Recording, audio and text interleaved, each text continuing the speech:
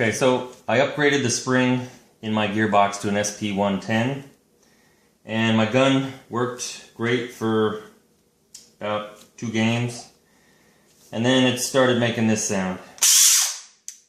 Couldn't figure out what it was, looked around on the internet, everybody's saying, oh, I think your gearbox needs to be shimmed, maybe torn gears or something, but that's not the case. The problem is the actual motor. The stock motor that came in the A&K M4S system apparently isn't strong enough to operate with the SP110.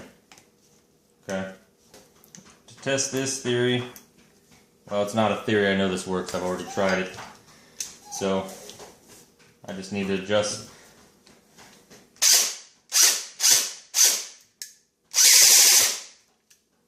So as you can see, the new motor works just fine. The piston works great, the spring works great. Gearbox does not need to be re-shimmed. You just need to get a high performance motor.